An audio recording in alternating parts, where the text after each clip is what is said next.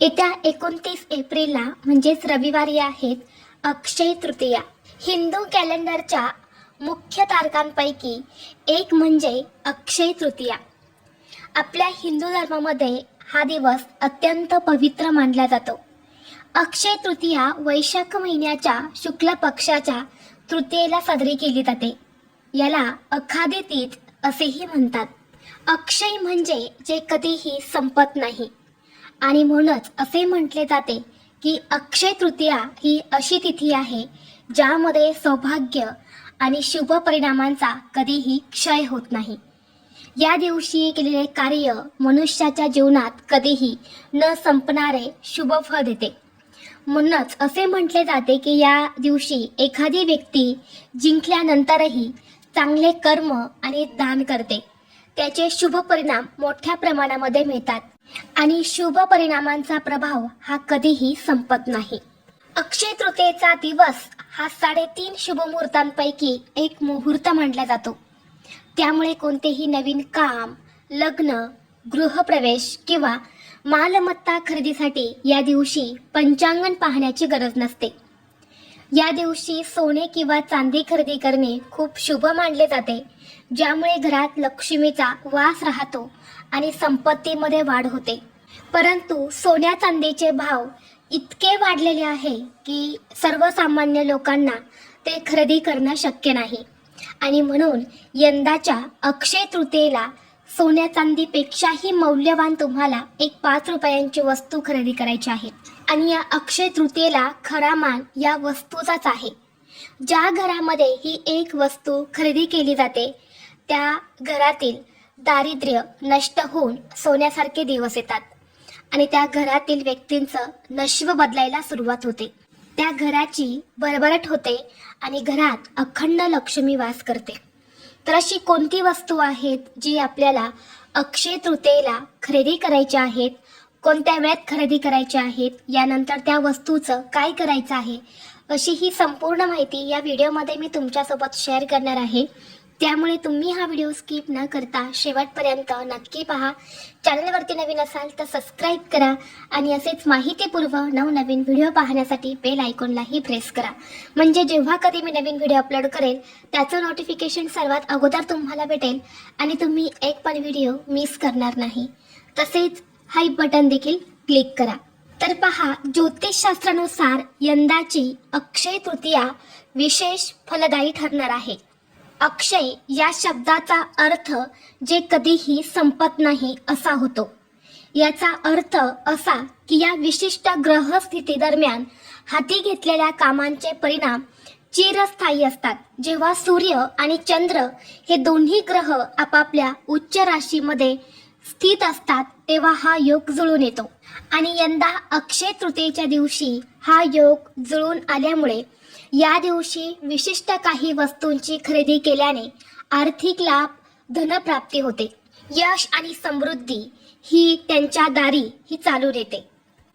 सोबतच दीर्घकाळापासून प्रलंबित असलेली कामे अखेर पूर्णत्वास जातील आणि त्यांच्या आयुष्यात धन व सुखाचा ओघ वाढेल. आता या अक्षय तृतीयेच्या दिवशी ज्या घरामध्ये ही एक वस्तू खरेदी केली जाते त्या घरामध्ये पैशांचा ओघ वाढतो. आर्थिक समस्या ह्या पूर्णपणे नष्ट होतात आणि देवी लक्ष्मी ही घरामध्ये स्थिर स्वरूपामध्ये वास करते. कारण अक्षय तृतीयेचा दिवस हा आपल्या घरामध्ये असलेली गरिबी, दरिद्रता घालवण्यासाठी खूप महत्त्वाचा दिवस मानला जातो. आणि म्हणून जर तुमच्या घरामध्ये सतत पैशांच्या आर्थिक अडचणी येत असतील, कष्ट आणि मेहनत करूनही तुमच्या कष्टाला आणि मेहनतीला यश मिळत नसेल, सतत तुम्हाला इतरांकडून उसने पैसे घेण्याची वेळ येत असेल किंवा कर्ज घेण्याची वेळ येत असेल किंवा तुम्ही एखाद्या व्यक्तीकडून कर्ज घेतलेलं असेल आणि ते कर्ज परतफेड करण्याचा तुम्ही पुरेपूर प्रयत्न करत आहे, परंतु कर्ज फेडण्यासाठी तुम्हाला योग्य मार्ग मिळत नसेल किंवा तेवढा पैसा तुमच्याकडे येत नसेल, तर तुम्ही आवर्जून अक्षय तृतीयेला ही जी वस्तू आहे तर ती खरेदी करायची आहे. ही जी वस्तू आहे तर ही माता लक्ष्मीला अत्यंत प्रिय आहेत. सोन्या चांदीपेक्षाही ही वस्तू लक्ष्मीला अतिशय प्रिय आहे, कारण या वस्तूवरतीच माता लक्ष्मी ही वास्तव्य करते. या वस्तूवरतीच ती विराजमान आहे. आणि जर हीच वस्तू आपल्या घरामध्ये असेल, म्हणजेच लक्ष्मीचं आसनच जर आपल्या घरामध्ये असेल, तर लक्ष्मी ही आपलं घर सोडून कधीही कुठे जात नाही. प्राप्त झालेली लक्ष्मी ही आपल्याकडे स्थिर राहते आणि हळूहळू घरातील पैशांच्या आर्थिक अडचणी या दूर होतात.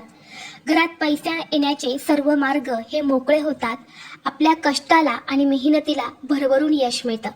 बऱ्याच वेळा असं होतं की पहा, आपण फक्त कष्ट करतो, परंतु त्याला नशिबाची साथ मिळत नाही आणि म्हणून कष्टातून योग्य मोबदला सुद्धा मिळत नाही.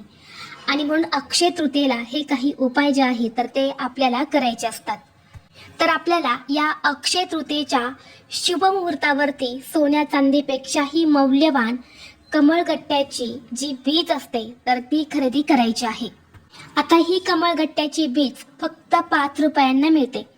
जिथे कुठे पूजा साहित्य आहे किंवा जिथे कुठे फूल भंडार आहे तिथे सुद्धा ही कमळगट्ट्याची बीज जी आहे तर ते आपल्याला मिळते. कमळाच्या फुलाच्या बीजाला कमळगट्टा म्हणतात. कमळ हे लक्ष्मी मातेचे आसन मानले जाते. त्यामुळे कमळाच्या बीजापाशी लक्ष्मी मातेचा सदैव वास असतो असे म्हणतात. म्हणून यश, कीर्ती, समृद्धी प्राप्तीसाठी कमळगट्ट्याची बी ही खूप महत्त्वाची मानली जाते. आणि अक्षय तृतीयेला या कमळगट्ट्याच्या बीजचा हा उपाय जर आपण केला तर माता लक्ष्मीची कृपा होते आणि जीवनात सुख समृद्धी राहते. तसेच भगवान कुबेरांचा आशीर्वाद हा सुद्धा आपल्याला प्राप्त होतो.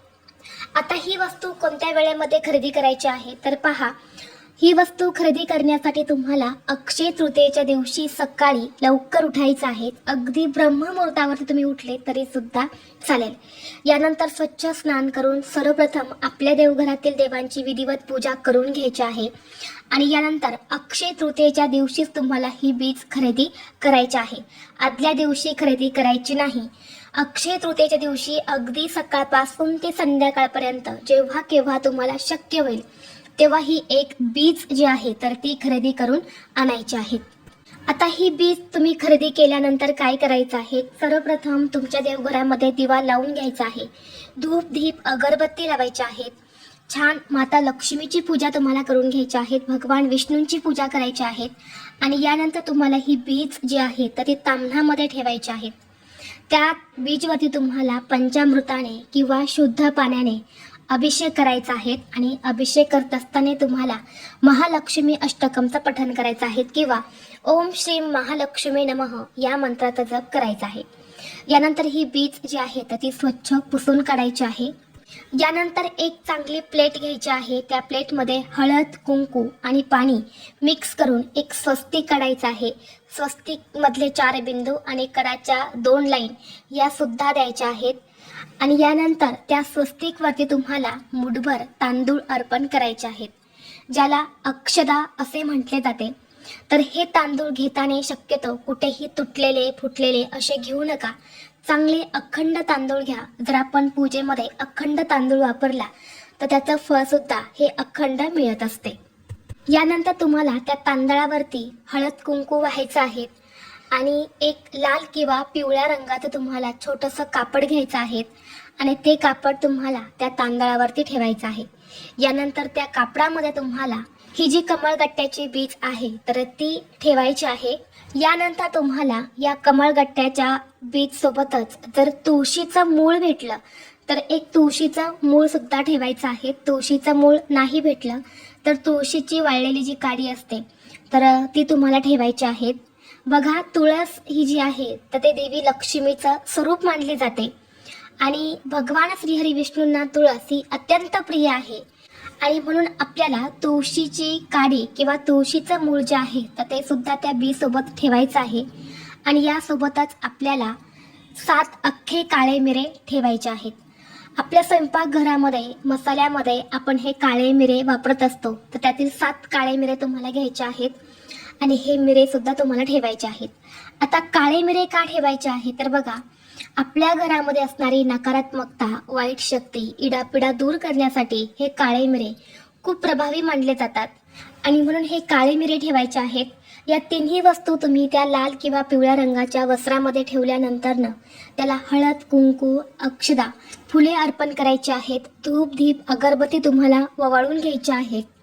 आणि यानंतर ह्या ज्या वस्तू आहेत तर त्या आपल्याला त्या कपड्यामध्ये बांधून घ्यायच्या आहेत आणि त्याची एक छोटीशी पोटली तयार करायची आहे.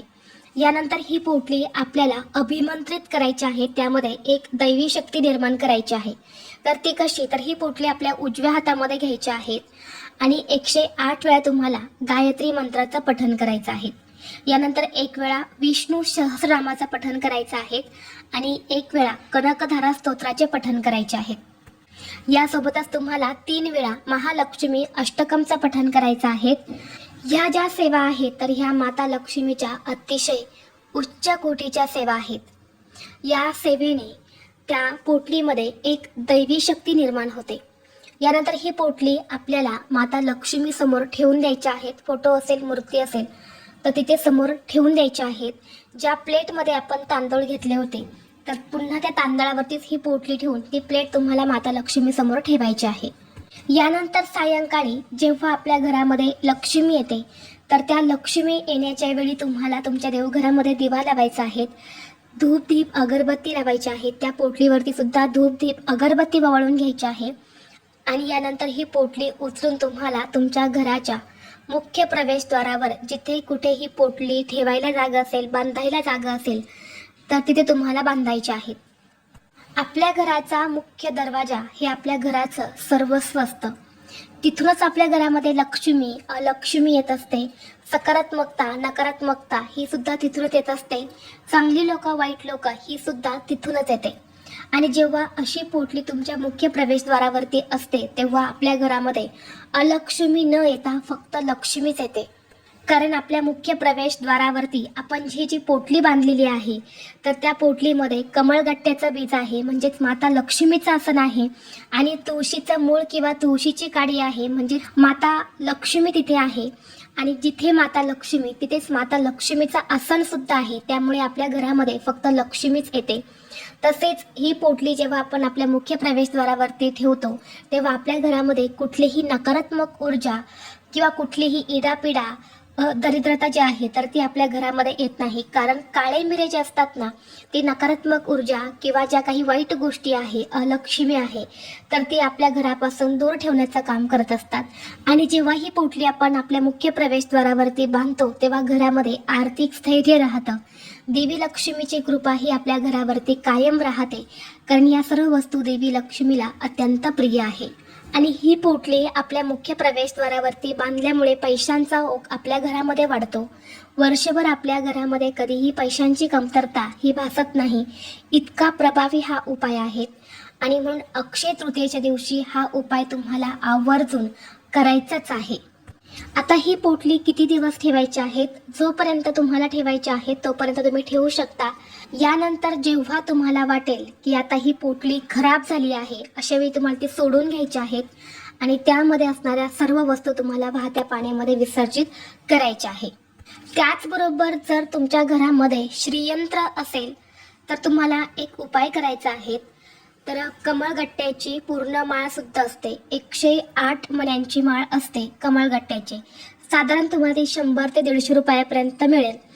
तर ही माळ तुम्हाला खरेदी करायची आहेत आणि श्रीयंत्र जे आहेत तर ते तुम्हाला या माळीवरती ठेवायचं आहे. कारण श्रीयंत्र म्हणजे माता लक्ष्मी आणि कमळगट्ट्याची माळ म्हणजे लक्ष्मीचं आसन. आणि म्हणून जर तुमच्याही घरामध्ये श्रीयंत्र आहे परंतु कमळगट्ट्याची माळ नसेल तर ती सुद्धा तुम्ही अक्षय तृतीयेला नक्कीच खरेदी करू शकता. तर ही अत्यंत महत्त्वाची माहिती मला तुमच्यापर्यंत शेअर करायची होती. व्हिडिओ तुम्हाला आवडला तर लाईक करा, चॅनलवरती नवीन असाल तर सबस्क्राईब करा.